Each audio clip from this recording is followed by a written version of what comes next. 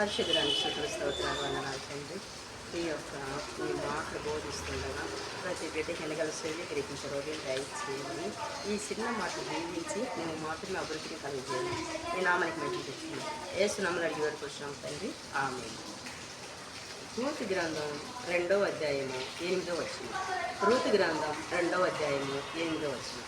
ఇక్కడ రూతుతో బోయేజు సెలవిస్తున్నాడు, నా కుమారి, నా పొలములోనే నీవు పరిగి వేరుకొనుము, ఇదే పొలములో నువ్వు పరిగి వేరుకొనుము, మరొక పొలంలోకి నువ్వు వెళ్ళొద్దు అని ఆ బోయేజు ఆ యొక్క రూతుతో సెలవిచ్చినట్లు మనం గ్రంథంలో చూస్తున్నాం. రూత్ అయితే దేవుని యందు భయభక్తులు కలిగి దేవుడు మార్గంలో యథార్థంగా నడుచుకుంటూ చాలా పరిశుద్ధత కలిగి పవిత్రత కలిగి దేవుని అందే దేవుణ్ణి కొనియాడుతూ దేవుణ్ణి స్తుతిస్తూ తన హృదయములకు దేవుణ్ణి ఆహ్వానించి చాలా పరిశుద్ధతగా జీవించినట్లుగా ఆ యొక్క రూతు గురించి మనం తెలుసుకుంటున్నాం. ఒక యవన స్త్రీ ఆ యవనస్త్రాలు ఈ లోకానికి వేరై పాపానికి వేరై దేవుణ్ణి ఎమ్మడించినట్లు దేవుని స్తుతించినట్లు మనం గ్రంథంలో చూస్తున్నాం.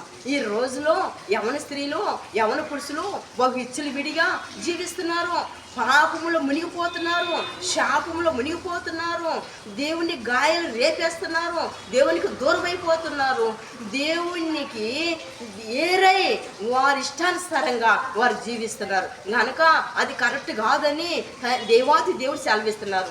నా ప్రియ సహోదరి, ప్రియ సహోదరుడా, దేవుని యందు భయభక్తులు కలిగి దేవుని ఆరాధించిన ఎడల మనం చాలా పరిశుద్ధతలో నీతిగా జీవించిన ఎడల ఆ దేవుని కృప మన సమీపంగా ఉంటుందని ఆ దేవుడు తెలియపరుస్తున్నాడు. గనక ఈ సమయంలో తండ్రి ఏమంటున్నాడంటే, యవన స్త్రీలారా, యవన పురుషులారా, నా యోపు మీరు చూడండి, నన్ను ఎమ్మడించుడి, నన్ను నా మార్గం నడవండి, నాకు మీ హృదయాన్ని ఒప్పగించండి, అప్పుడు మీరు పరిశుద్ధపరచబడతారు, నీతిగా ఉంటారు, యథార్థంగా ఉంటారు, మీ పచ్చంగా నేను ఉండి అద్భుత కార్యాలని చేస్తాను అని తండ్రి సెలవిస్తున్నారు. పర్వతాలు తొలగినా మెట్టలు దదిరిలినా నా కృపని నిడిచిపోదు అని దేవుడు సెలవిస్తున్నాడు. కనుక ఎప్పుడు దేవుళ్ళు అంటగట్టబడినప్పుడు దేవుని భయభక్తులు జీవించినప్పుడు దేవుడు మన పచ్చంగా ఉంటాడని దేవుడు తెలియపరుస్తున్నాడు. గనక ఈ సమయంలో రూత్ అయితే దేవుని ఎంతగానో ఎమ్మడించింది,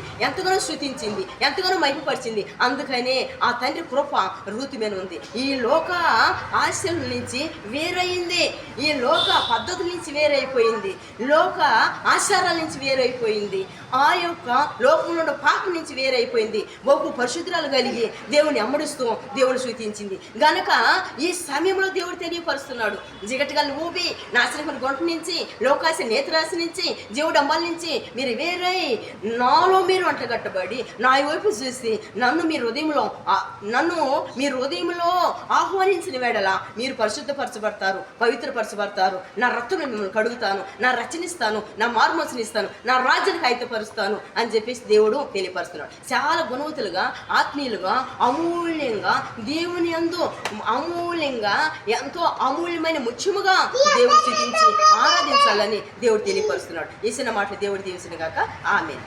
ప్రార్థన. పరిశుద్ధురానికి స్తుతులు స్తోత్రాలు నాయన, జీవాధిపతిని పొందనాలు స్తోత్రాలు నాయన. ఈ సమయంలో ఋతుని మా ముందు పెట్టి బహు సూటిగా తేటగా మీరు మాత్రమే మాట్లాడినందుకు ఈ స్తుతులు స్తోత్రాలు తండ్రి. ఎంతో నమ్మకమైన దేవుడు నాయన, శక్తిగల దేవుడు నా తండ్రి. ఈ సమయంలో నా తండ్రి అయ్యా, ఏ బిడ్డలైతే ఈ వాక్యం వింటున్నారో వారిని తెరబడాలి, నీలో పాప క్షమాపణ పొందుకోవాలి, నీ రక్తంలో కడగబడాలి, నీ రాజ్యానికి ఆయత్తపరచబడాలి. ప్రతి బిడ్డకు సూటిగా తేటగా మాట్లాడి నీ యొక్క నామంలో నీ బిడ్డలు నీ రక్తంలో కడగబడి నీలో నీతిమంతులుగా తీర్చబడి నీ రాజ్యానికి ఆయత్తబడినట్లుగా నీ నామానికి మాత్రమే ఘనత మహిమ ప్రభావాలు తెచ్చుకోమని నజరేయుడైన యేసుక్రీస్తు వారి నామమున ప్రార్థన చేసి అడిగి వేడుకొంటున్నాం తండ్రి, ఆమేన్. యేసు రక్తమే జయం, శిలువ రక్తమే జయం, యేసు నామమే జయం, యేసు నామములో సంపూర్ణ జయము కలుగును గాక, అపవాది క్రియలకు లయము కలుగును గాక, ఆమేన్.